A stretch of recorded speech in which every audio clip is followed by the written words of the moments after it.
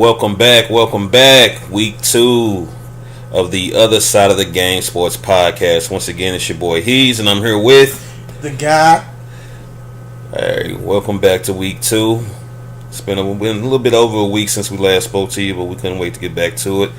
As you can tell by the theme music this week, we're definitely going to be discussing the NFL draft. We'll also get into a little bit of Jason Witten retirement talk in the NBA playoffs. So we might as well go ahead and jump right into it, guy. The NFL draft just concluded this past Saturday. I think it was a bit of a surprise. Number 1, Baker Mayfield. What did you think about that pick? First off, shout out to the city of Dallas. Hopefully they had some good people hosting all type of parties for these young men. Oh, I believe they did. Hopefully these young men kept their protection on and won't make these young ladies rich. Well, I mean, Baker went number 1. Shout out to the number 2 pick, Saquon Barkley. Got drafted by the New York Giants. He had a baby 2 days before the draft. Man. She picked the perfect time to let him slide out that rubber. Listen. I respect a good game plan, so shout out to her. Shout out to Baker. And shout out to Saquon and his new baby. So starting off, man, Baker Mayfield, number 1, going to the Browns. You think this was a step in the right direction for the Browns, or more of the same? More of the same, bro. Typical Browns. Typical Browns. I'm an OU fan, as we've already established the first episode. So Baker, I was a big fan of Baker's. I love the player that they picked. I just don't like the price that they paid. Paying that number, the equity that you're spending at number 1. I mean, he's got to be a hit for you. He has to be a hit, and you also invested in other resources in your backup quarterback. I guess he's going to be a backup now with Tyrod. I mean, I think Tyrod will probably be in a mentor role the first year. From my understanding, they talking about this boy starting week 1, so I don't know. Oh, Baker? Oh, wow. I wouldn't expect that. I mean, you never know. I guess it really just depends on what happens in camp and things like that. But I think they might be in a decent situation with Tyrod starting the year off, and then maybe towards the end of the year fading off into Baker. Let's be honest, fella. If Baker is not LeBron James, it's a waste of a pick.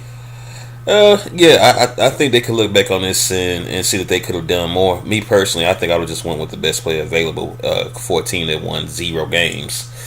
I figured they would go with Saquon number 1 and then circle back to quarterback at number 4. So just to give a little bit more info on the draft, the way it went was, again, we went with Baker Mayfield at number 1, Saquon Barkley at number 2 to the Giants, number 3 Sam Darnold to the Jets, number 4 Denzel Ward going to the Browns again. Even at number 4 pick, Denzel Ward, I think he's a phenomenal prospect, but I thought Bradley Chubb was probably the best player available there. It was so many directions they should have went, could have went. You think about the preparation. I mean, after 0-6, you could have prepared yourself for this draft. And I thought with all the picks they had, they were just ready. They were like, okay, we're finna knock it out the park. Yes, we didn't pick Carson Wentz.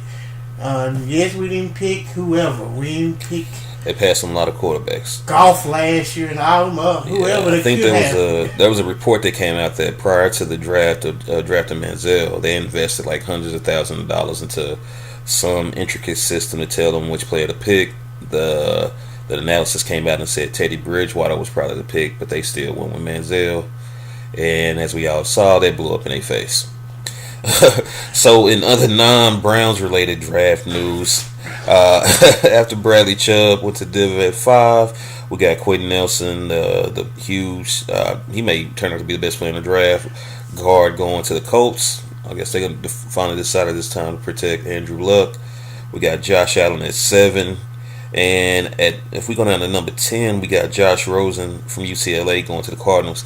See, with all the quarterbacks in this draft, especially Rosen, who was my favorite quarterback in the draft, this is where I felt like the Browns didn't need to take Baker at number 1. I don't think they needed to take him at all. Like I said, so are you not a fan of him, period, or just him at number 1? I don't like him. For one, I don't like his numbers. Like I said, for a number 1 draft pick. Then for 6 players to be in contention for the number 1 pick as a quarterback, that means there's none of y'all guys that really stands out. Yeah, I think it was a little bit of a crowd there. They couldn't decide. I don't think any of the quarterbacks they bought in separated themselves from the pack and created that much of a distance. But to their credit, I read today that there were at least 6 other teams that might have taken him at number 1. Sean McVay, the coach from the Rams, even told Baker that if he didn't already have his quarterback in Jeff Goff, he'd do whatever to get up to number 1 and draft him. I believe that's bullshit. He could be high siding. Oh, I'll take you. Man, if I needed a quarterback, if you was my guy. We got Jared. I mean, what can I do? Maybe if it don't work out, then we'll see. Yeah, it could have been high siding there. All right, we're moving on to other teams. Seeing as though the draft was held in Dallas this year. Shout out to everybody that went out there. I thought it was dope. Jerry actually opened up the parking lot for free. He wasn't hitting people over the head with costs. Next, they were letting people get in for free. Yes. I think they wanted to kind of set the record for attendance to beat Chicago, which I think they did handily. Oh yeah, they said the attendance was up, the viewing was up. I mean, like I said, as far as an event, the draft was seemed like an awesome and amazing time. Now the results of the picks is what real fans really care about. And this draft was the most unpredictable draft I ever been part of. Yeah, that was, man. It seemed like every time I looked up, there was a trade from one team moving back, moving forward. Cleveland kind of ran the beginning of the draft because they had so many picks. They had the first and the third pick of the second round, also the first and the fourth pick of the first. It was crazy. It seemed like every time I looked up, they were on the clock. Do you think that they still need 10 minutes in the first round? I mean, Cleveland said they knew who they were picking for 2 months, but we still had to sit around and wait through commercial breaks and Mike Mayock and Ranton and Mel Kiper Jr. for them to make that pick. Oh, that part was kind of annoying to me. Brother, franchises like the Cleveland Brown, Clippers, they need as much time as they can. All right. Well, hey, they're gonna mess it up regardless. They need more chances to mess it up, I guess. So moving on, since the draft was in Dallas, let's discuss your team, the Cowboys. Let's do it. So on the first episode, we discussed what the Cowboys might do with their draft pick. I myself suggested Rashad Evans out of Alabama. He was on the clock. I mean, he was sitting there ready for him to take him. He was available, but they decided to go with Leighton Vander Esch, linebacker out of Boise State. I mean, he's got all the measurables. Guy's it's about 6'4", 6'5". He ran a 4.65, 40 at the combine, 260 pounds. Seems to have decent arm length, which he'll need to rush the pass. So, how did you feel about that pick? I believe it was a solid pick. It wasn't a franchise-changing pick. Now, I could be wrong because years later he might be a breakout starter. Could be, or he could just be a solid starter. So, my thing is, your first pick of your draft should be somebody who's gonna set the tone for your whole draft. Yeah, it has to be a starter. You're not drafting anybody in the first round to play special teams. I would hope not. Well, you never know. You never know. I've seen team drafts kickers in the first round, punters. The team that drafted kickers in the first round, I don't believe they worked out. The one thing I could see why they did draft him, they've had a lot of injuries at the linebacker spot. Their defensive captain has missed at least 5 games in 4 of the last 5 years. We're talking about Sean Lee, of course, who's a heady player. He's a playmaker on the defensive side of the ball, but that motherfucker stayed hurt. Yeah, ever since college, he's been hurt. But his knowledge of the game, his ability to the game, once you see it on tape, is no denying. But, I mean, we're talking about football here. This is not baseball or golf or horseback riding. You talking about tackling a 235-pound man and going up against a 200, 300-pound lineman. Yeah. You don't get hurt. Well, I mean, in NFL, the best ability sometimes is availability, and that's been Sean Lee's issue. Any concerns about the neck injuries that Mister Vander Esch has? I mean, he was only a 1 year starter at Boise State. Okay, before we get into the neck thing, let's talk about being a starter and the equivalent of being a starter. Does that really define you as a player? Well, I mean, if I'm getting drafted in the first round, I want to see more than. I mean, you get to wondering, like, is this a 1 year wonder type of thing? Is this like a combine free guy, like a Mike Mamula from back in the days with the Eagles? I mean, you look at this past year, 2017, Vander Esch, he had 91 tackles, 8.5 tackles for loss, 4 sacks. The years before, he only played 14 games combined, and it looks like he had a total of about 40 tackles in the previous 2 years. Yeah, okay. Let me ask you another question, not to go too much off topic. Wasn't it just last year we were talking about how Carson went to a small school and yeah, he did. I mean, but he actually played at that motherfucker though. I mean, this is the world we live in. This is why scouting is one of the most important jobs in football, because sometimes you have to find people who's not a name. Oh, okay, like hidden gems. Correct. Okay. Well, I think he's got some talent. It's now it's up to coaching and for them put in the best position. I did like the pick the Cowboys made in the second round, Connor Williams out of Texas. Oh yeah, offensive tackle. With him, I'm thinking they keep moving him inside the guard. Yeah, I think they're gonna move him inside the guard. He seemed to be pretty versatile. He actually slipped some. I think there were maybe some injury concerns with him. He was a little banged up his senior year, but he's a solid guy and local kid. My only issue with him is he's kind of light in the bottom wise. You know what I'm saying? He's tall. Yeah.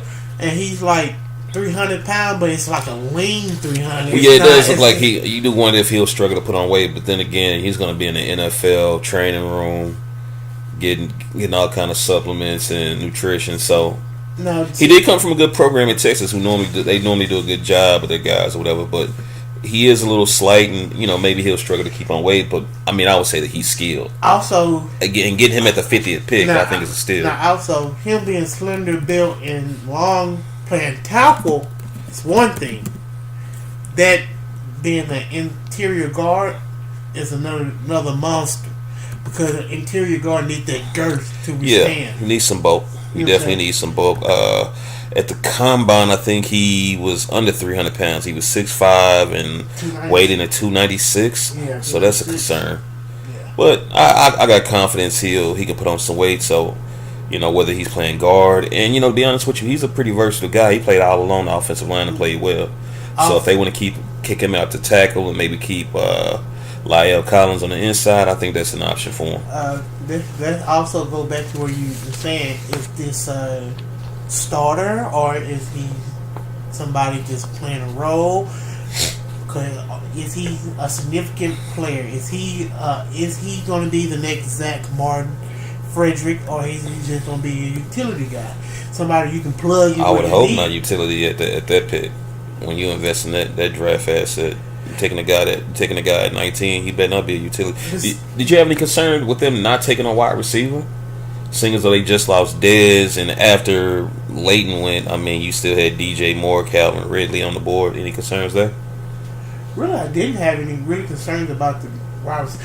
I've never really been concerned about the wide receiver position. I've been concerned about the safety position. Now, that was the position I was really upset at, because, you know what I'm saying, even though they stayed put in with the draft with the linebacker, I thought they were going to move up a little bit when they right ahead of Green Bay to pick up. Yeah, I thought Derwin James was a possibility.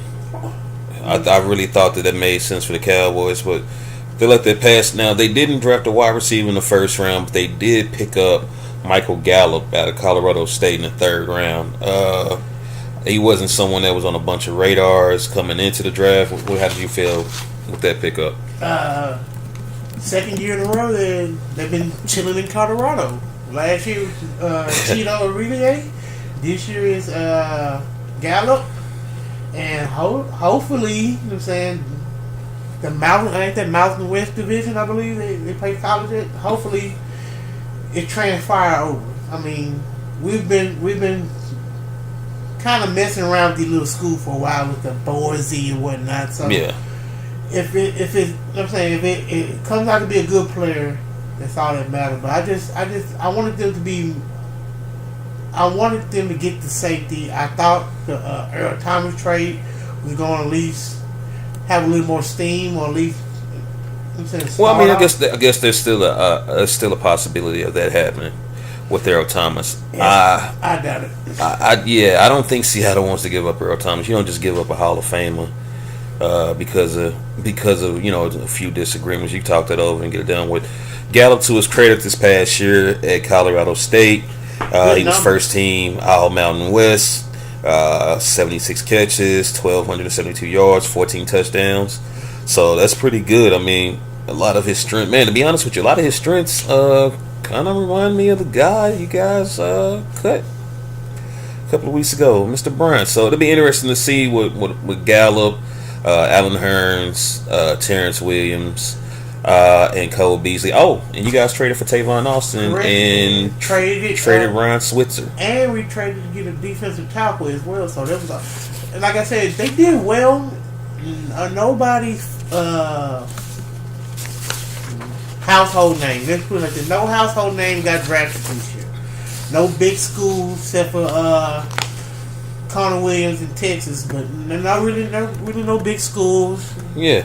They're solid. It was a solid draft. I think they had a solid draft. Now, them hosting, people expecting more, because all you heard was, Jerry said he's going to make a splash.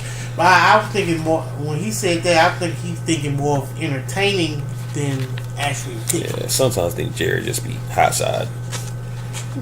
He's a salesman. He's a salesman at heart. Hey, he's the number one stunner. What? You ain't got to worry about getting paid with Jerry. Jerry gonna cut the check. Right. Hey, some important news dropped for the Cowboys right before the draft when it was reported that Mr. Jason Wooden, Mr. Cowboy, is possibly, very likely, is going to be retiring and continuing the Cowboy tradition of going from the field to the Fox Studios as an analyst. I think they kind of put him in a tough spot, but they recovered. They drafted Dalton Schultz, a tight end out of Stanford, in the 4th round. Stanford is a tight end factory. If you look back over recent history, so many guys have come out of that program. Zach Ertz, Kobe Fleener, just to name a few. And they have some good secondary. Safety got drafted too. I thought Dallas was trying to scoop up. Yeah. So I thought they recovered well. And like you said, they didn't make any splashes. I did like the last pick that they made, Bo Scarborough, a big bruising back out of Alabama. I think that he can provide some decent depth. They got a scat back as well too.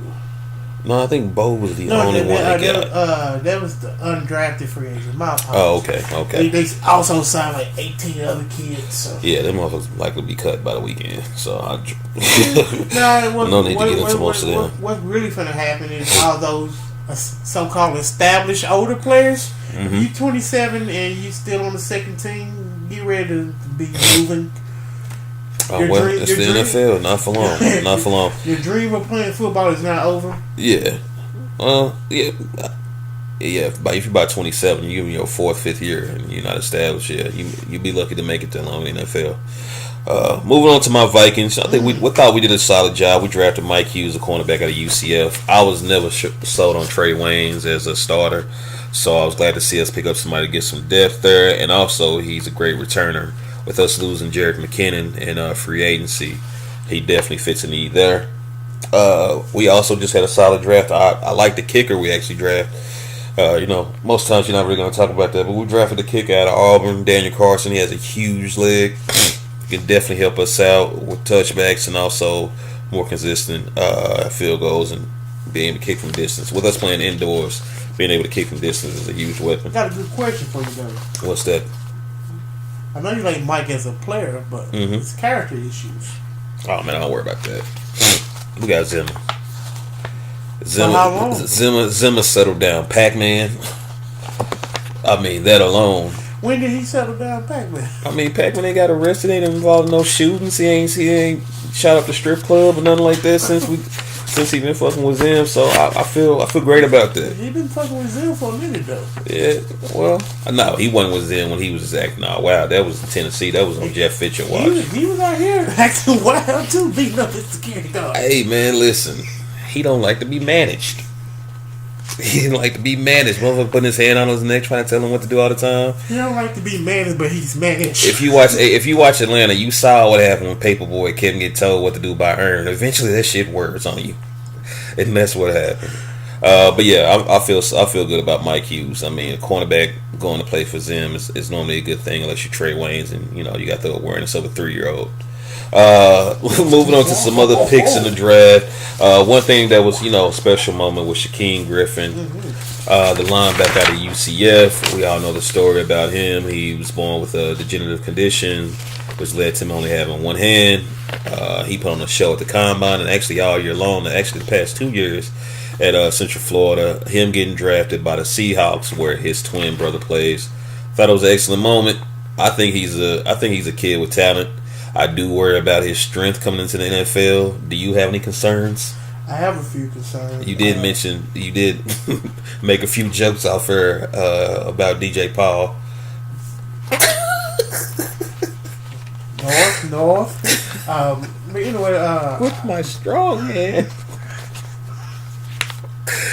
Can't do you, bro. What do you think about Shaquem Griffin, man? I mean, I like the guy. I love his story.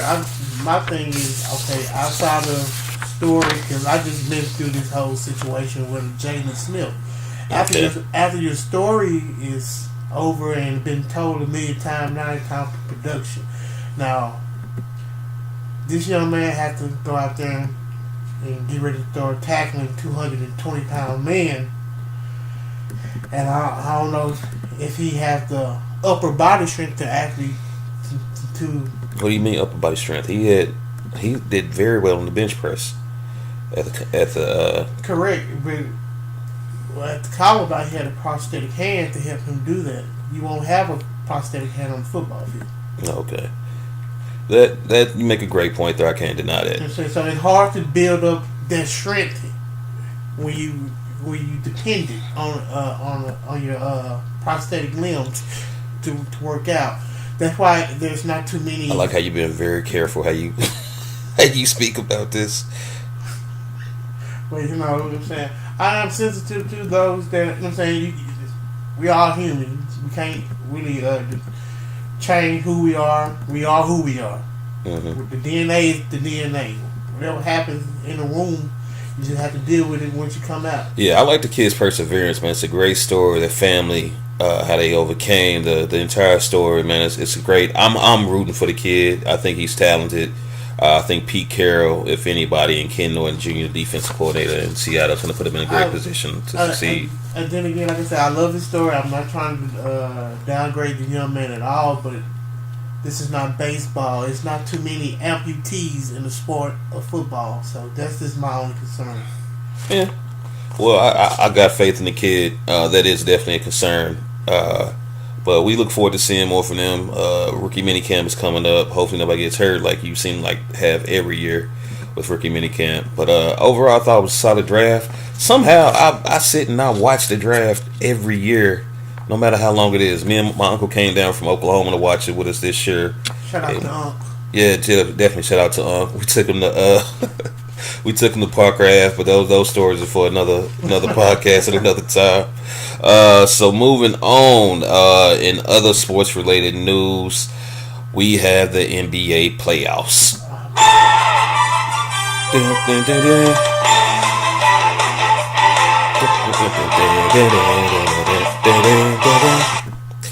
All right, so we're in the second round of the NBA playoffs now. Just to get a quick recap of the first round, we had Boston beating Milwaukee in 7 games. Cleveland, with a great Game 7 performance by the LeBron James, pulled out over Indiana 4-3. Philadelphia gave Miami the gentleman's sweep at 4-1. Toronto got the Wizards up out of there. Golden State again with the gentleman's sweep over the Spurs. Houston got the Timberwolves the fuck up out of there. The Pelicans stomped out, spanked the Blazers. And the Utah Jazz beat the Oklahoma City Thunder. We're going to discuss that series towards the end of the podcast. I have some feelings on what happened to my Thunder. But second round, man, so far we've got Houston has a 1-game lead over Utah. Golden State is up 1 over New Orleans. And tonight, the Boston Celtics defeated the Philadelphia 76ers. Actually handled up on them pretty well. What do you predict happening going here in the second round? What are you seeing? Some more of the same. Established teams gonna be established. The other bad built teams are gonna get put out. Bad built. There's a lot of bad built teams in the NBA, and it needs to be addressed. I mean, it's more than just superstars leaving the team. It's GMs and coaches with systems and methods that's not really progressing and showing success. You kind of expressed some of this on the last podcast about the way the game is being played. Again, I've already established the fact that I love the game the way it is today. I think the coaching is way more advanced. You look at a team like Boston, who you would think would be undermanned. They're missing Kyrie Irving, a superstar. Gordon Hayward, he ain't a star. He's a good player, a very good player even. And they managed to pull off, they finished off Milwaukee in 7 games. Many thought that they were going to lose that series. I know I did. And they managed to not even steal. They dominated game 1. They dominated game 1 thanks to Terry Rozier. Man, to think this guy, Terry Rozier and Donovan Mitchell at Louisville, when they were there, the people thought that the stars of the team were Russ Smith and Peyton Sievers. They got all the props. And Terry Rozier and Donovan Mitchell are out here looking like studs. Oh yeah, you should see the locker rooms. Stay full of condoms. What? Stay full of condoms? Oh yeah. Do you know how Louisville boys get down? Wait a minute. Yeah, Patino definitely he knows how to treat his players, man. The stripper parties and everything. So looking at the second round, we got the Rockets going up against the Jazz. We got the Pelicans going against Golden State. We got Philly and Boston, and we got Toronto and Cleveland. Let's just discuss these series and see what we see happening here. So Houston and the Jazz. I think we can go ahead and bring out the broom. It's looking real broom worthy. I don't know. What are you seeing there? 5-game series. 5-game series, gentleman sweep. Yeah. Yeah, Utah might get one at home. Yeah, Chris Paul gonna get mad one game, and the Utah crowd gonna get to him. I'm gonna call him a couple of N-words.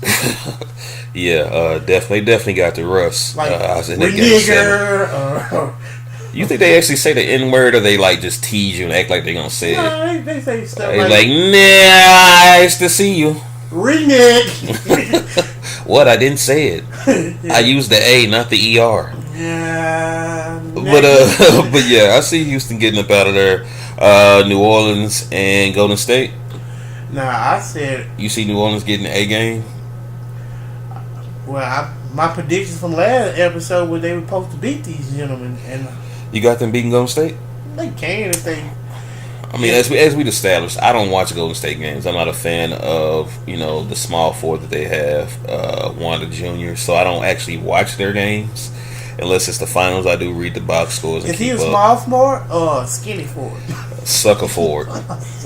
Sucker ass nigga forward. That's what he is. SAN. That's what it says in the lineup. Oh, you say don't suck for forward. Yeah. Forward Parker. But no, they're a much better team, man. I mean, they handled up on New Orleans. Draymond Green, had an easy triple-double, and it didn't like they broke a sweat. So I got them getting. I think that's a sweep, unfortunately, but I think it's a good run. Winning the first round series the way they did for New Orleans, I think it bodes well for them going forward. They got a big decision to make when it comes to Boogie. Well, just to stay there for a second, what do you think? If you New Orleans, do you try to get a deal, or attempt to get some sort of deal with Boogie, or you go ahead and max him out? Sign and trade. Sign and trade to who? Whoever will take it. Man, with the amount of money, I believe his numbers are somewhere around 5 years, $175 million for his max deal. It'd be tough to find somebody to trade for him, but I guess it is a possibility if you don't want to lose him for nothing. Well, it's plenty of teams that are taking that needs him. Yeah. They just are they gonna let the basketball minds talk him out? Will say stuff like, "Oh, he's too hard to handle, not coachable," stuff like that. Yeah. Cause like, would you trade Steven Adams for DeMarcus right now? In a motherfucking heartbeat. All right. I'll pack his goddamn bags. So it's plenty of them like that in the league. DeMarcus is. I had him earmarked to go to Cleveland. But shout out to Alvin Gentry, man. He doesn't get enough credit. Alvin Gentry, if you recall, he led the Suns to the Western Conference Final one year. He's done a remarkable job with the Pelicans. I mean, if you look at that roster, it's mismatch. They got a point guard who doesn't really shoot, but somehow he's shooting now. He got the best out of J. Rule. This is the best J. Rule has looked since his All-Star year in Philly. But with the coaching job and the season that they had, I thought it was no chance he would stand in New Orleans. I think they got a chance now. Him getting hurt, actually, I think it increases their chances of keeping him. Oh, yeah. But you're right. A sign and trade could work. Boston is a team with a lot of assets that can create some space to bring them in. I think a healthy Boogie takes them over pushes them into championship material. Now, also, you have to look at how your league is shaping out. Now, for the last 20 years, you needed a point guard or a dominant small forward or a shooting guard. Yes, now, you need a scoring guard and a dominant big man. Man, looking at the Celtics, they have that. Rozier, I mean, just think about it. When you have Kyrie coming back, you got Rozier. You're gonna have Hayward back next year. They have draft picks. They got some guys stashed as foreign. Tatum is only gonna get better. Brown and Tatum, to me, were so impressive in the first round of maturity they showed, especially Brown. I think Hayward may be in his way. I think both of those guys are just lucky to be on stacked teams. Now, I think if you put the pressure on them, to like a perfect example, Josh Jackson. Josh in Phoenix? Yeah. He had a great second half of the year. Right. Now, you put him on Boston. He's a solid, almost all-star type player, just like Tatum. And they be talking about how good his defensive is and all of that. This situation definitely makes a huge difference in the NBA or in any sport, to be honest with you. But in the NBA, going to an offensive mind like Brad Stevens for a player like Tatum is almost a perfect fit. I think that's why Boston was so comfortable with trading back and picking up that additional first round. So, just a little bit of recap. Boston had the first pick. They moved back, switched spots with Philadelphia. Philadelphia switched picks with them, but also traded them a future first. Actually, it's the Kings pick next year. So, I mean, that can wind up being a high lottery pick again. I don't see the Kings making some drastic improvement. So Boston is very smart. So I mean, just as a fake trade, I mean, you might as well do it here. Boston can kind of configure a Gordon Hayward or Al Horford for Boogie Cousins and picks if New Orleans were looking to max and trade Boogie. I mean, that's just one option that you can look at in that way. Well, if you look at Boston and what they're known for doing, they're known for cherry picking off of lower ranked teams. Oh man, they be pulling some. Danny Ainge he's a bank robber, bro. So he pulling off heist. So let's take it back like the last couple of years. Okay, you get Horford from Atlanta. To actually convince Horford to come to Boston as opposed to going to OKC, who was trying to sign him, that was major. That wasn't hard. You don't think that was hard? Well, you know what? He probably sensed that snake ass dude was up to something fishy. So you're right. He might have been tipped off. Like you just said in last podcast, you from Oklahoma? You don't want to go back to work in Oklahoma. Is Boston the greatest city to live in as a Cuban Afro American? Man, they broke into Bill Russell house and smeared shit all over the walls. What you think they gonna do if Al Horford have a bad game? Man, ain't no telling. You know they stabbed Paul Pierce. So. Yeah, they let Paul Pierce get stabbed up in the club. Had Jaleel Okafor out there boxing. So yeah, it's wild. Bobby Brown is from Boston, So when I think of Boston, I don't think of. Think of Coke and Gumby haircuts. Yeah, I don't think of Catholic preachers and. Well, let's not even get into that. What the hell is on? Yeah, just saw a clip of Kareem Abdul-Jabbar on Dancing with the Stars. Absolutely terrible. He can't be a Muslim anymore doing this shit. He can't be. Man. Farrakhan gonna get rid of his ass. But anyway, back to basketball. Yeah, so the Pelicans, man, shout out to them on a great first round. This is progression for them. Yeah, my fault about the interruption of this. But yeah, Isaiah Thomas with Phoenix. You know what I'm saying? That was a small market team they pinched from, made him a superstar. Yeah, they fleeced him. But that's props to Danny Ainge though. It's not his fault that other GMs. It's a lot of bad GMs and a lot of bad coaches in the NBA. You know what happened? Danny is good at befriending you. So you think that's my boy Danny. Danny wouldn't do me like that. Not my boy Danny. What you need, Danny? Just give me your 2 first-round picks. Yeah, future, not future. Not now, future for Eric Williams. Sounds like a deal.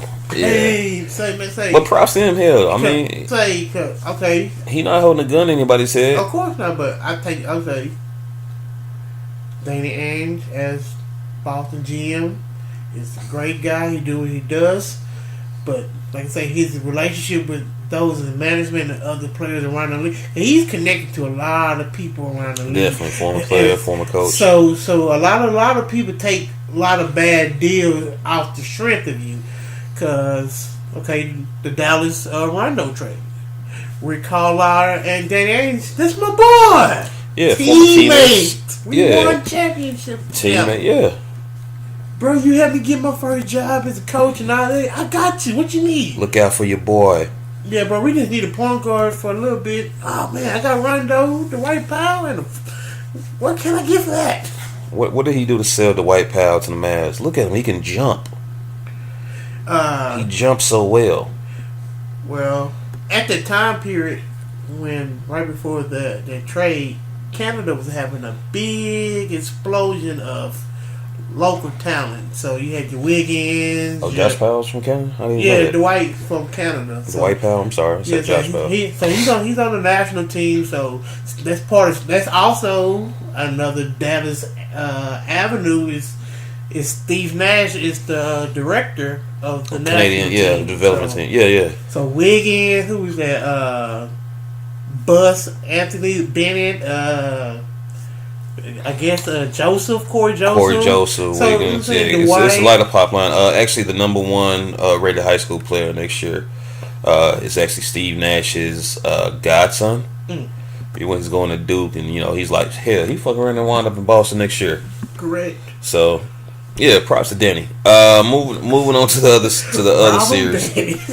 Yeah, bank robber Danny. Moving on to the other series. So yeah, Philly is currently down 0-1 to Boston. I think this is going to be maybe the best series of the entire playoffs. I got Philly coming out of that. I actually, to be quite honest with you, I got Philly going to the finals. They're down 0-1 right now. Game 1, Terry Rozier put on a motherfucking show. Completely outplayed the Philadelphia guards, but I think it's going to be a back and forth series, and I got Philly coming out of there in 6. I disagree with you, and I believe it would be the Boston Celtics versus Toronto, because I said this last podcast, and also teams when they make transitions, it's never a huge jump. It's either I'm saying we make the playoffs, we might surprise you. Next year they're gonna end up make a bad signing, and they're gonna be 76ers stuck in the same predicament. I don't see them going in the front. You don't see Philly going forward? I see them being entertaining. I see them having like the most popular team. I'm gonna see a lot of Ben Simmons jerseys, a lot of Embiid jerseys. But when it's time to actually win championships, that's when I think the pressure cooker is gonna really expose them. I think they have championship DNA all over that Philly team. You got Brett Brown coming out of the San Antonio system, a multiple-time NBA champion. You got Ben Simmons and Joel Embiid. These are two of the most promising players in the NBA. You have the way they've structured their team. They surrounded them with shooting. You got Robert Covington, who's a great three and one of the best 3-and-D players in the NBA right now. Player that's underrated, as I said last podcast, Dario Saric. All these guys are still young. You got Fultz. You got multiple picks coming up in this draft. You got some guys stashed over in Europe, Jonah Bolden being one. I think Philly is actually set up for success long term. It's some guys on their bench that I really like. TLC, Timothy, whatever. I'm not even gonna try to pronounce his last name. Is an excellent prospect who's developing in that system. And I think for the future, Philly and Boston are going to be the class of the East going forward. Because the East is still weak. I don't buy that. I don't buy that, man. Buy that. Nah, I don't buy the East this week. Okay. I never really bought into it much. I really don't buy into it now because you look at the 4 teams left in the Western Conference. You got Houston, Utah, Golden State, New Orleans.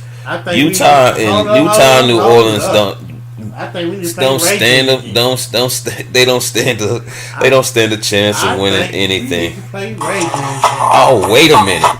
No way in hell Utah or the Pelicans stand a chance of winning anything. You just said the East wasn't weak. No, I don't think the East is weak. I think the West. I think the West has 2 elite teams. That's all. I think the East with Cleveland, with Boston, with Toronto, and Philadelphia. I don't know if any of them are elite, but that's 4 very good teams. Bro, let's break it down in basketball. It's 30 NBA teams, right? It's 30 NBA teams. Okay, let's be honest. It's really only 4 that have a real shot of winning the championship. 4. Every year. That's every, right? Yeah, and it's about 2 and 2. It's about 2 in the East and 2 in the West. Right. Really, it's 1 in the West. I mean, nah. It's always 1 in the East. For the last 8 years, it's whatever the team LeBron is on in the West. Okay, so who in the West is like? I mean, in years past, you had the Golden State and Thunder. You could say both of them had a chance of winning, but Wanda Jr. made sure that he eliminated one of those guys. Okay, LeBron James. You trust Houston? LeBron James last 10 years of his career. Let's do last 10 years. Cool. He's getting to the finals. That's cool. Now. So you got Cleveland being elite, or wherever LeBron is at being an elite team, championship contender. Correct. You got the Golden State Warriors, and who else do you have in the West that's going to win the chip? See, last 10 years, Golden State just got to this point. What do you mean? What has just got to this point? You mean like the last 4 years? Okay, 5 years ago, what was that? 5 years ago, they won the playoffs. Playing who? The Clippers? I believe they actually got to the second round. That's when they lost to the Spurs. Exactly. Before they made the right decision and fired Mark Jackson. I don't think that was the right decision. I think it was definitely the right decision. No, the right decision. This man had Steph going to church to get his ankle healed. Get your ass in the training room and out of the pews. No, the thing that was fucking up Steph's ankle with them choice of shoes. Even his choice of shoes now, flimsy.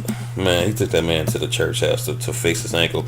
Mark Jackson, I mean, I wanted to root for him, man. I thought he was a solid coach. He's rah-rah and motivation on that Coach Carter, remember the Titan stuff. But as far as game planning and system, the system they have now is perfect. I want to give a shout out to Don Nelson Sr. Shout out.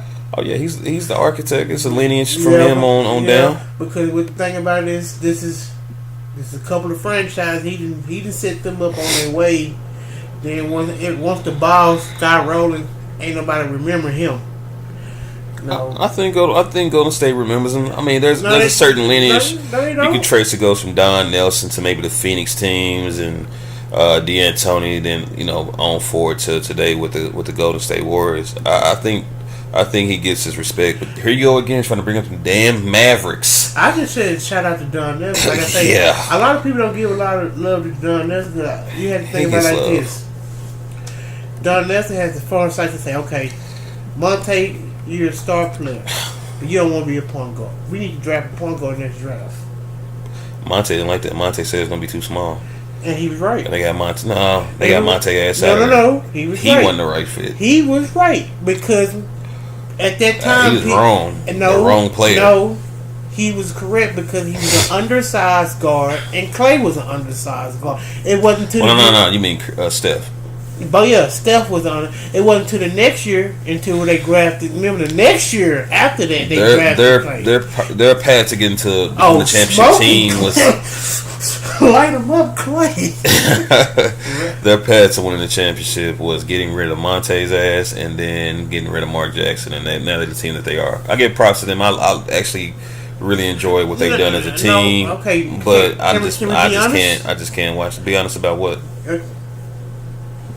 If you want to talk about Golden State and their reign, there's a lot of fuckery going on. Huh? Okay. We just talked about how the Golden State Warriors was just playing the Clippers 5 years ago, right? Oh, they played the Spurs. Yeah, they lost 4-2 to the Spurs. Yeah, that's when I knew Steph was a star. Prior to that, Andre Iguodala was playing for the Denver Nuggets, starting as the face of the franchise, Denver Nuggets. He opened up this big old box of whatever. Cause he made the first move and said, "Hey, look, I'm gonna go to Golden State, and no, I'm not gonna get the max money, and no, I'm not gonna be a star." I think they actually did pay him more than anybody else was willing to pay him. Yeah, they paid him, but he wasn't a star no more. Was he really a star? Yeah, he was. He was a star in Denver. Star. Yeah. I don't think he's ever been a star. Now, Philadelphia, he wasn't a star. Hell no. He wasn't a star. That's why they traded him. No. He was their main guy. In Philadelphia? In Philadelphia. Andre Iguodala. Yeah. I thought he was a piece. He was a piece. After the Iverson Chris Webber experiment failed, they had to get a franchise over. His last year in Philly, he averaged 12 points, 5 rebounds. All-star that year. He must have had a hell of a first half, or he must have been an all-star replacement. But he was 12 points, pretty much 6 rebounds, 6 assists. Yep. That ain't a star, bro. That's what you need. That's what you need, but that ain't a star. But if you look at the time period, for that team. Now, this is how numbers can be misconstrued. For that team, he did exactly what they needed. He did a little bit of everything for that team. He was their leader. They had about 4 or 5 guys that were averaging double figures. That's when Lou Will finally came on the scene. No. Off the bench, they had Thaddeus Young. They had Young J. Rule. I think that's even when Bram went there. Yeah. I'm trying to think if I can remember. With old Dallenberg, they made the playoff that year. That was the last year. Yeah, they actually won. They beat the Bulls. Yeah, they blew up that whole team. Wait a minute, isn't that the series that Derrick Rose got hurt though? No, that was the. Or was that before? I wouldn't think he played that year. I might have been early with that. Yeah. No, actually, Derrick Rose is it. I think that's the one he got hurt. Okay, I think he played game 2 or first half of the game. He got hurt game 1. He was in the. They was winning. They were winning the game, and they left the bench alone. But anyway, to get back to the Iggy and circle back to Golden State, Iggy was not a star in Philadelphia. His numbers. Denver. He went to Denver. He played under. Let's talk about. He played under George Karl, and he had a decent. He had a good year. 13-5-5. Still not a star. He only put up 1 year with at least 18 points. Right. Nah, he had about 3. Actually, he did have 3. Most of the time, it was like 17-9. He was never a 20. He's not. He's more of an all-around player. That's what I'm saying. He's not a star. He was what you wanted. He was Scottie Pippen. If you needed Scottie Pippen, even Scottie. He was a poor man's Eddie Jones or something like that. I don't think he was near a Scottie Pippen. Ooh. Because Eddie Jones was more of an offensive threat. Eddie Jones was a great defender as well. When you look at Iguodala, he was your typical point forward. He's gonna give you 5 assists, give you 5 rebounds, and anywhere from 12 to 20 points. Right. Not a star though. That's not a star. I mean, like I say, offensively, he's not gonna give you huge numbers, but offensively can screw how people view your career. Right? Yeah, he wasn't a star. We're saying a lot of nice things about him. Look, he's a nice player, but he's not a star. He's more of a star than Paul George. Oh hell no. Hell yeah. Oh no, man, you wildin'. Bro, y'all give Paul George sympathy because he broke his leg. Wait a minute. Hell no. Bro, sympathy none before the broken leg. Man, Iggy has never reached the levels that Paul George is at. Iggy got any commercials? Iggy got a signature shoe, anything like that? We talking about star. What level is Paul George at? Hey man, Paul George is a he star. He just player. not got a damn shoe. He's been having a shoe for a couple of years, man. Dude. Does Iggy have a shoe? Yeah, the Hyperphone. that ain't no damn Iggy shoe. Shit, he been wearing them since 04. No, man. And No, Iggy is not sniffing Paul George. I'm sorry. I'm not even going to entertain that. Bro, Paul George ain't even the player Iggy is. That's a good thing. You're right. He's not a star. He's not the player that Iggy is. You're absolutely right. Iggy is rated where he should be. Where is that? Paul is overrated. Iggy is not rated right where he should be. He shouldn't be rated at all. You're right. The thing about it is you're right and wrong at the same time. It's an amazing thing. I only think, this is the only knock I really did hate about Andre Iguodala's game. His free throw shooting and 3-point shooting. Other than that, solid game. Okay. So he's not gonna score a lot. His free throw shooting isn't the greatest. Well, actually, his free throw shooting was actually pretty good. It used to be he's about an 84% guy for his career. Now 3-point shooting. I mean, he's made drastic improvements. Well, actually, man, since made about the second jumps. year, he's been pretty good. He made great 38% for his career. But actually, that's not even his numbers. I'm looking at Paul George's stats. Yeah, Iggy is a career 71% shooter from the free throw line, 33% from the three. And now, Paul numbers. He's a 12-point scorer. He's not a star. It wasn't. Pulling up Paul's numbers is not going to help Iggy at all. Now pull up Paul now. His numbers are average. What? Average. It wasn't until when Danny Green got hurt. 22 points a game, 40% from the 3-point line. And before Danny Green, 6 rebounds. That's average. Before Danny got hurt, what he was Danny who? Danny Granger. Before Danny got hurt, what he putting up? 8 points, 6 points a game, man, 11 points a game. Danny Granger. Yeah. Yeah. When Danny was putting up 27s a game. When Danny was putting up 26 a game. I don't want to discuss the New Mexico Batman. Say, shout out to Danny. Yeah, shout out to Danny, another non-star. 504, two-time All-Star. I just want to make it clear that anything Dallas or New Orleans related, guy has an affinity for. Thus, this Danny Granger star talk. So you got Boston coming out. I got Philly. Let's move on to Toronto and Cleveland. You think Cleveland has any juice left after that 7-game series? They're bad built. Terribly bad built. LeBron is like an ugly outfit. They like a corduroy shirt, stonewashed jeans, but like LeBron is like a rare sneaker. So it kind of like you kind of ignore everything else because the kicks is fly. Yeah, they're bad built, but I still got them over the baby dinosaurs. As Shannon Sharp would say. You know what they are? What's that? They are high-end car at a Savage Yard. That might describe him, but LeBron makes it work. If they can get any contribution, LeBron is a Ferrari, right? Yeah. But the Cavs is at the Savage Yard, so a Ferrari at a Savage Yard is still the same. So what is this a Ferrari engine or is the body of Ferrari? It's the body. People just looking at the body. Car won't even start. Start out. Check engine light on. To be honest, his best repertoire of players he played with are all over 35. That's when you have Jose Calderon playing point, because he's a great shooter. You put he didn't shoot no more though.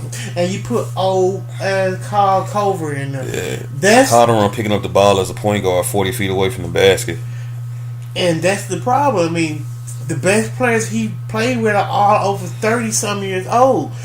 And the younger guys lack size. Yeah, this Cleveland roster isn't the best. I think more than anything, you have players like Clarkson, Hood, and making the playoffs for the first time. Well, not Hood in Hood's case, but they're being tasked with big roles. This should be Hood first playoff. No, he played in Utah last year and they made the playoffs. Oh, he won the series. So but yeah, Nance, Nance coming from a losing team the past couple of years. I don't know if they're ready, but if he can get any contribution from him. You can't. To me, you can't go wrong with Bron, and I don't really trust the Raptors because they played a dysfunctional Wizards team and went to 6 games. Let's be honest. Hold on. One thing I do want to say about the Raptors that I am impressed with is the way they've been using their young players. Siakam, DeLon Wright, Podol. Yeah, they have been looking good. I really like what I saw from DeLon Wright that last round. I don't know if Kyle Lowry knows or not, but DeLon is slowly packing his bags. Kyle, is he over? Is he what? Overrated. I think he's properly rated because I think people know that they know that he's a good player, but they don't expect superstar. He's more of a star than Iggy ever was, but I don't think people expect superstar from him. He's a steady point guard. He's solid, is what I would say. But DeLon Wright is slowly but surely packing his bags. Before Iggy turned 30, ain't no way in hell you taking Kyle Lowry over him. We know for sure you wouldn't, but I beg to differ. In any case, when he was playing with Memphis or when he was playing with Houston, when you gonna take him? Over Iguodala. When you gonna take him? When he was in the All-Star game playing for Toronto. Yeah, exactly. I might even take Houston. Exactly. I might even take Houston Kyle Lowry over Iguodala. Exactly. Okay, will you take Kyle Lowry or Mike Conley? I would take Kyle Lowry. But getting back to Toronto, I mean the way they've used their young players, Fred VanVleet, OG Anunoby, even Norman Powell. I really like them for the future once they figure out what they're gonna do with Cal, because I think they're getting him out of there if possible. I don't know. Yeah, he signed a 3-year, I believe $100 million deal this past summer. So I'm not sure if he is tradable, but I like the fact that they made it a short-term deal instead of giving him a 4 or 5 year deal. That's why I asked you who you want to have, Lowry or Conley, because you can only trade each other. I would rather have Lowry because Conley is making top 3 money in the NBA. Exactly, that's what I'm saying. You got to trade one of them two, and I would take Kyle. And everybody else, Mike been hurt the last. Everybody else who's in that price range, you ain't trading for. Yeah. So what? You're not getting rid of Dame. You're not getting rid of Drew. You're not getting rid of Russ. You're not getting rid of Steph. We're gonna get to some trades and moving around here in a second. Let's get your predictions on this Toronto and Cleveland series. How do you see this playing out? LeBron gets tired. Somebody get hurt. I want to say Toronto in 6. Toronto in 6. Okay, so there you have it. He has Toronto and Boston moving on to the finals. I, of course, have Philly and Cleveland. Well, I think we both on Houston and Golden State, so we're kind of ringing true to our preview. Not me. I'm you got the Pelicans. I got them Pelicans trying to fight the Rockets in the final, and I said the Pelicans would make history. Starships and rockets. And I'm sorry, I am not inebriated right now, so this is just coming random thought. So this is not no gibberish or anything. I believe the Pelicans can do it. I don't like the Pelicans, but I just believe they can. Okay. Well, I tell you what. Moving on to like some things you sort of mentioned. There seems to be a few teams in the NBA that are bad built. Okay. And let's talk about the team we just talked about that's bad built. New Orleans. New Orleans. How do you feel if you New Orleans? You know you got Boogie there as a free agent. They did make a great move by bringing in Osich. You got Rondo, you got Anthony Davis, you got J. Rue Holiday. What would you do to now? Mind you, this guy just said a couple of seconds ago that he got them beating Golden State. But how would you fix this team that you got going to the conference finals? To be honest, the perfect thing. The perfect thing they need is what 3 teams in the West has been lacking for the last, I want to say 10 years, which is the Clippers, Memphis, and I want to say Denver. They don't have predominantly good wings player to build their career. To build their team on. You're not encouraged by Drew's performance this playoffs? Yeah, he's a point guard. I'm talking about I think he's an off guard. He's a point. Rondo allowed him to play off, but he's truly a point. He's best when he's setting it up. Because as an off guard, he's undersized off guard. He's 6'4". You know what I'm saying? Yeah, but he can handle the ball. He plays great defense. So if you, he can shoot it. He can penetrate. I mean, so I'm actually encouraged by. I feel better about New Orleans going forward past this year than I did coming into the playoffs. So we look at the haves and the have-nots in the NBA, and we talk about elite teams. All the elite teams are teams that had admiration for championship contention this year. Has a solid small forward. Yeah, small forward is definitely. So let's talk about. We talk about LeBron. We talk about either Tatum or Brown, however you view them, and whatever spot they is at the small forward. Trevor Ariza, proven champ, defensive. He's not gonna give you much on offense, but solid. Golden State, of course, they got the slim guy. Can't beat that. I mean, all around offensive legend. When on a regular year, you think of Kawhi in that small forward. You expected Paul George to try to be there, or Jimmy Butler to try to be there, but they're not. I think they're there. They're just not. They're not superstars. That's their stars. They're just not. They superstars. haven't graduated yet. So how would you fix New Orleans? You have to get a wing. So so you have to get a wing. Who you moving? I'm trying to do a sign and trade to get Paul George. You want Paul George in New Orleans? Yeah. You're gonna be disappointed, brother. I know. That's not gonna happen. You're gonna be disappointed in Tony George. Yes. It's not happening for a number of reasons.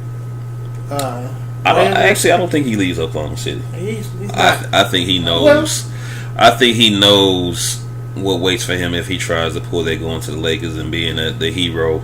He go to LA if he wants to and take all that money and have the fans pissed at his ass. Well, I think what really happened is playing with Russ let him see that he's not a star. Yeah, exactly. He got a reality check, and the way he showed up in game 6, man, that 2 of 15 stinker. Not them damn turnovers. But let's be honest though, like I said, has he ever really been a star? I thought he was at his best when he had when he was surrounded by Hibbert and David West and Lance and when he have all-star caliber teammates. No, I mean not even just all-star caliber. Like they just had a solid squad, and it wasn't all on him. There were like release valves for him if he wasn't going. That was the perfect position to him. When he was up to him to lead the team on his own, they was getting their ass swept in the first round, and he was talking about he want to take the last shot even if he's covered. Is that coaching? Because what we had. Well, I mean, the coach tried to coach him. They wanted to move him into a position where he had a matchup advantage, and he refused to pay the 4 last year. I mean, and it's the 4 in the East. It's not like he's playing 4, in the mid to late 90s. Yeah, it's not like he's going up against a bunch of juggernauts in the East at the power forward. He just refused to it. So that actually showed me a lot about him as a leader. And let's be honest too. Also, when people talk about the 90s, there also is a really big discrepancy of what a power forward was. Now, a lot of people think about Charles Barkley and others in that mode, but you had people like Danny Manning. You know what I'm saying? Yeah, he was shooting. A Chris Gatlin. Danny Manning before hurt he was tough. I'm saying Chris Gatlin. I ain't trust him since he got dunked. I don't know, whatever that shit was on his head always threw me off. Yeah. But just saying, just being able to be not just abusers, just being skilled bigs. Yeah. They always been skilled bigs. Cliff Robinson was the first one I really paid attention to. Cliff was versatile. Yeah, that's a good one. He was actually kind of like his profile is more of like a modern type of player. Yeah. So you think them getting a small forward in there is what they need, like a Paul George? Okay. You gotta have a small forward. Yeah, that's pretty solid for them. I mean, because even your team right now, their problem with the small forward position wasn't dominant as they should. It's one thing when you supposed to lose your matchup, you're supposed to lose. So you break down your team. You look at your point guard, Russ versus whoever. I'm taking Russ. Now your 2 guard is hurt, who is a defensive player. So I'll let you have the matchup of Mitchell versus whoever playing the two. I'll give you that. But Paul's supposed to take over versus Crowder, Joe man. Ingram, Ingles was in his head. Neil, whoever was playing that three was supposed to be barbecue chicken. And this is the guy that you got coming in to push the Pelicans further. Yeah, because that's not his team. That's AD team. Well, yeah, good. He can be the second or third guy. We already know that Paul is. We already know he's gonna fall to the back because this series was his perfect example of showing, hey, I made it off a ride. Give me my check. Instead, I think I'm gonna take my check and go home. Yeah, I want to be a splash brother. That's what he turned into.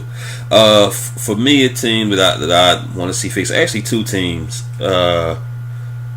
And that is the Wizards and the Trailblazers. Okay. Trailblazers, that backcourt is too small. They're in a Golden State with Monte and Steph type of situation, I believe. I believe that CJ probably has more value. I think Dame is pretty much the face of the franchise.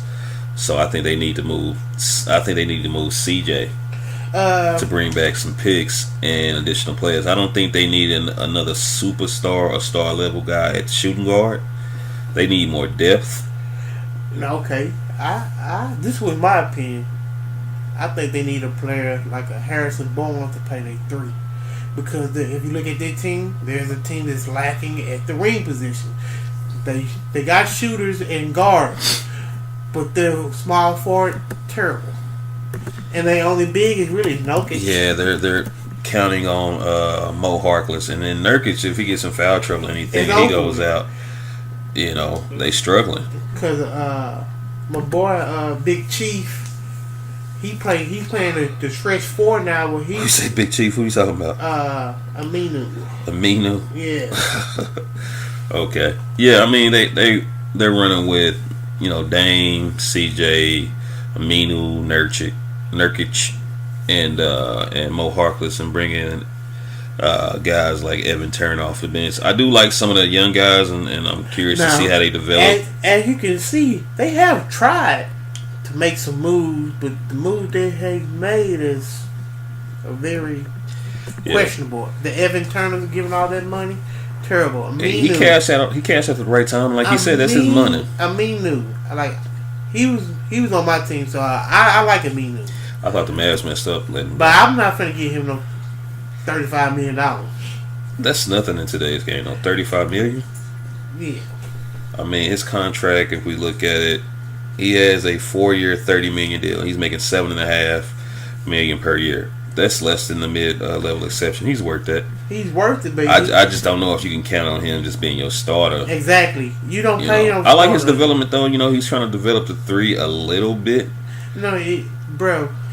For him, where he was taking out at draft, you look at how long he's been in the league. He is who he is. I mean, he's never gonna be an all-star player. He might get some notion for most improved, but he's never gonna be an all-star. It's over for him for most improved. I'm over 26 now. Yeah, 27. And what he was like I know he was a top 10 pick. Aminu? Yeah, I believe he was way back when. Yeah, he got drafted by the Clippers. Yeah. Out of Wake Forest. Shout out to Wake Forest. They got some nice players coming out. Yeah, he was the 8th pick. But best thing that happened to him was getting out of LA when the Clippers cursed. But yeah, back to them. I think moving CJ is probably their best course of action or to improve, to take the next step forward. I think you can move him for a combination of things. Like I said, I don't think it needs to be another star or anything like that. His huge extension kicked in this year, and moving forward, he's on the books for around $82 million in the next 3 years. Okay, so I think you could slice that pie up. If you gonna move him to, where do you move him to? Do you move him to a team that's established or struggling? How do you better your team? Well, I mean, I don't think you worry about like the team structure that he's getting traded to. You look for the pieces. Okay. I think they need to bring back somebody. I think they need to bring in somebody else who can kind of handle the load of playmaking, give Dame a rest. So I think they need to look at a playmaker, and another big. I see them. I mean, I see this can work it out for two franchises if they both get together and kind of hash out. What two franchises are that? Okay, two bad built franchises are Portland and Milwaukee. Yeah, but what would Milwaukee have to? Well, actually, I mean, I was gonna go that route. Because I would give up CJ to get Chris Middleton and a big. I was actually, man, that was the trade I was gonna go with. I was gonna say a Middleton and Thon Maker.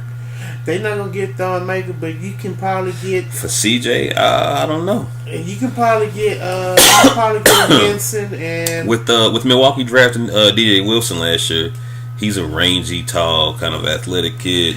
yeah. So, yeah. To be honest, he's on my. I'm playing 2K. He's on my 2K. He's on your team. Okay, yeah. So you understand why I say that. Guy's about 6'10". I think he can step in 6'11", 236. Yeah. So I met Chris Middleton, a Thon Maker, something centered around that. That's Thon Maker too valuable. You think so? They don't play him. They don't play him enough if he's so damn valuable. Yeah. I haven't seen him on the court enough. Jabari Parker is actually a free agent for the Bucks, but according to Giannis, he ain't going nowhere. But Giannis also said that he was going to call and get Jason Kidd's job back, and he ain't doing it. I think Giannis was just saying that he want to be mean. You want me to call him? Hey, you want me to call him for you? I'll call him if you want me to. He ain't really mean it. He ain't really mean it at all. Speaking of fixing teams, man, as it was made apparent during the first episode, I'm a fan of the Oklahoma City Thunder. That is the only team I root for. I don't really hate any other teams, but I really care about my team. And the way we flamed out. Listen, man. It's burning me to hold on to this. I know this is something I gotta do. It's something I have to do. But that don't mean I want to. Don't really want to. But what I'm trying to say is that I love you. It's gonna hurt for me to say this.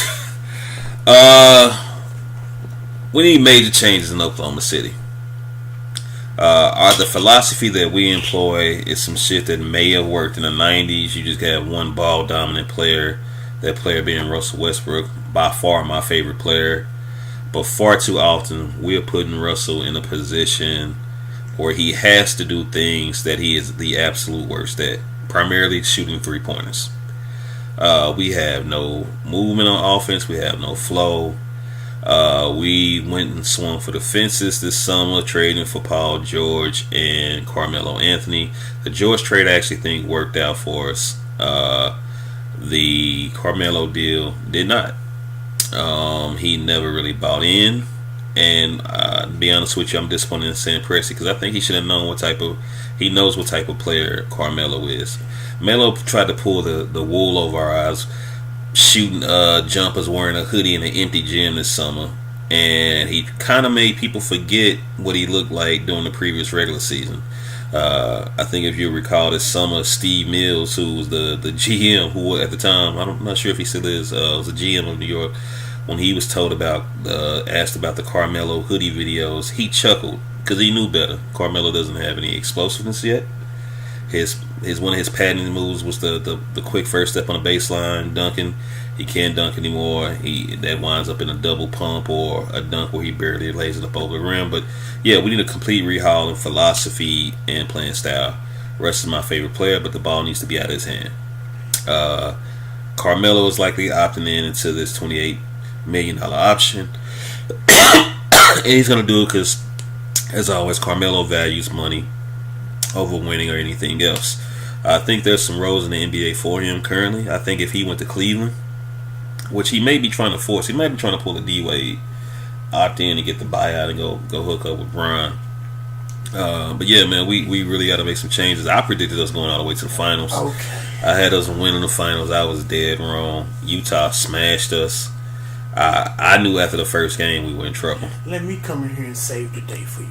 There's no need for that. Listen, man. Okay. I'm just admitting my team is in trouble, man. We got to make some major changes this summer.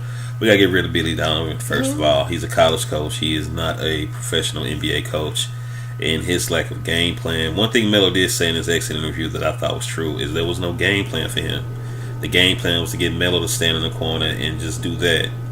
The plan should have been from jump, Melo coming off the bench, but Billy didn't have the nuts to tell him that. Okay, this is where I agree and I disagree. Now, this is all on what I disagree upon. I disagree on the part that Melo is done. I disagree with the part that it was a good trade for sure, because the trade ended up being a bad thing because of matchup issues.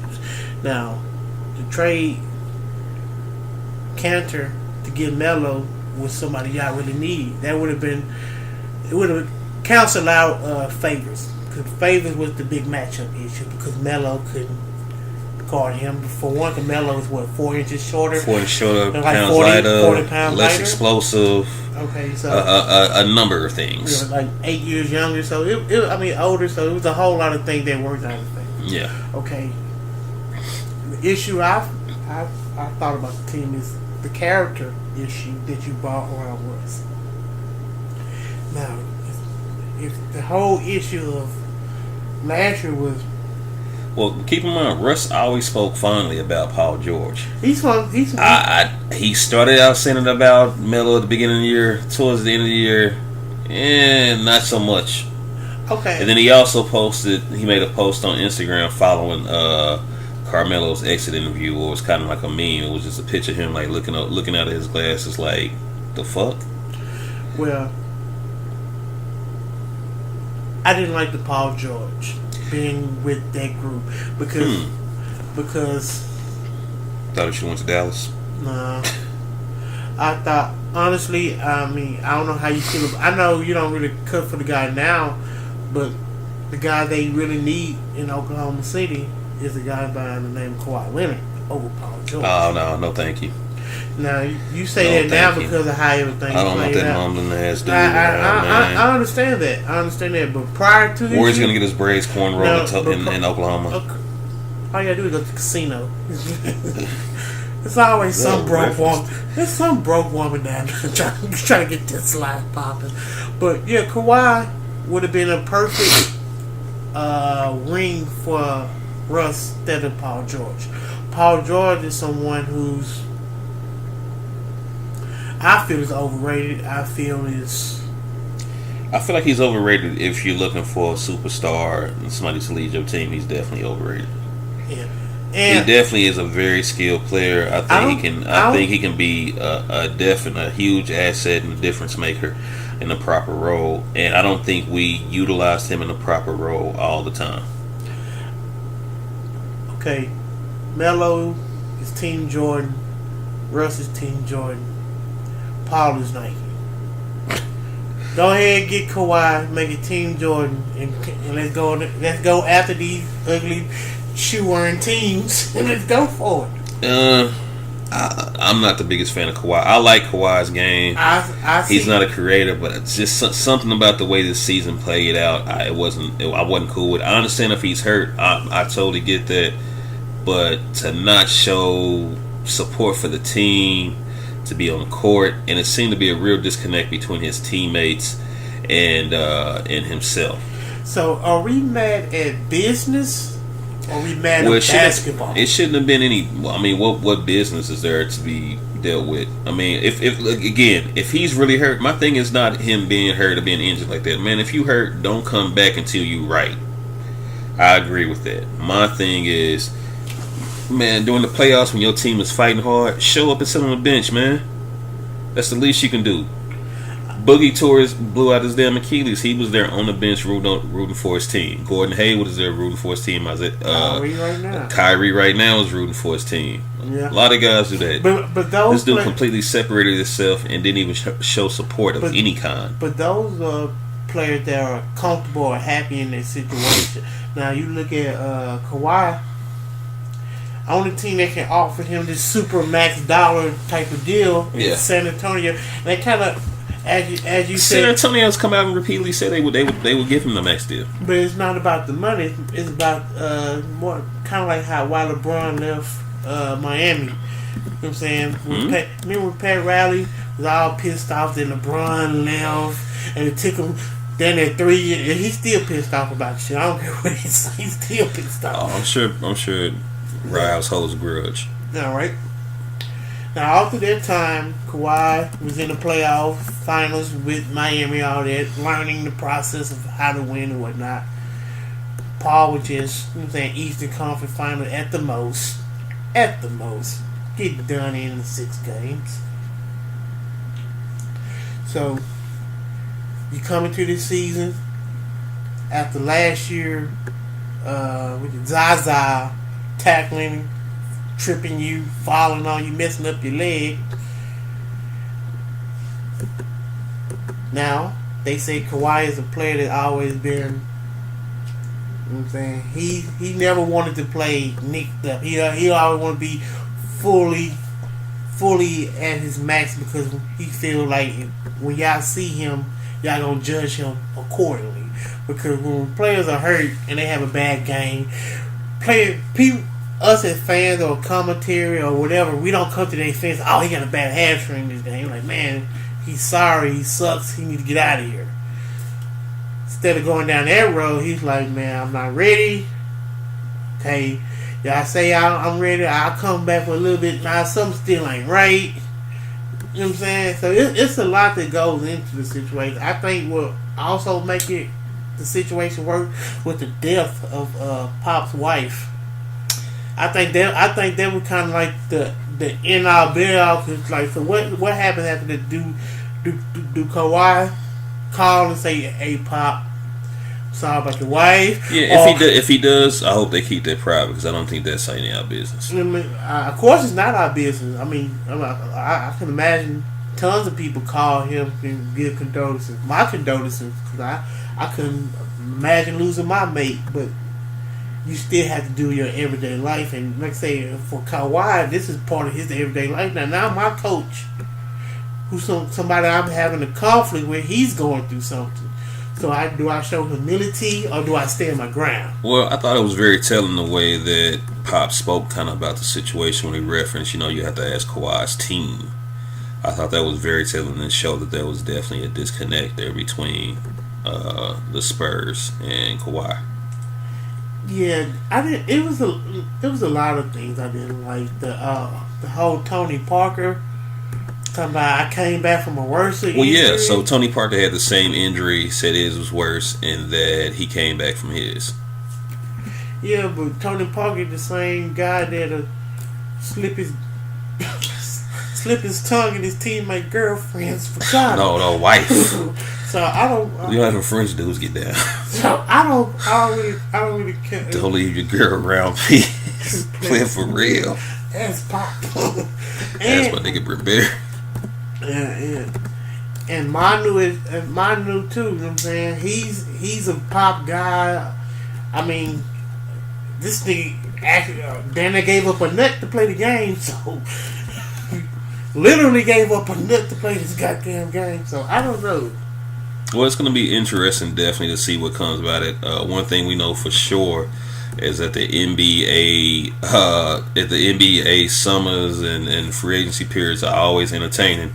This year's going to be wild. Yeah, this year is going to be really wild because something's going to happen with this Melo thing in OKC. It's going to be interesting to see how it all plays out. I'm definitely interested to see how it goes. So, let me ask you another question, Mr. Hayes. Yeah. What is the priority of this offseason? Improving Carmelo's role on his team or defining him a role? Because for $28 million, he's going to be on that team. I don't think it's going to be his role needs to be advanced. The defining thing is going to be finding a new coach. I have a choice that I would like to see happen. Udoka, the assistant out of San Antonio, I believe he can bring some structure and an offense. Talking about baby Bruce Bowen. Yeah. Neil Long husband. Yeah. I mean, he got Neil. He's 3D. Stay in the corner. Yeah, he got Neil. No, he's an excellent assistant coach, man. I would like to see him join our staff as the next head coach, and I hope to see that. If I had my input, Like I said, this is not my team. This is his team. Yeah. I would like to see a familiar face and someone who's been through some tragedy and some hard time with y'all. And that's Monty Williams. I think the time for Monty to be the coach is probably past. I mean, I like Monty as well, to be quite honest with you. But I don't know if they would bring him in. Like I say, Udoka would be my choice at this point. I hope to see it, and we'll see where it goes from now.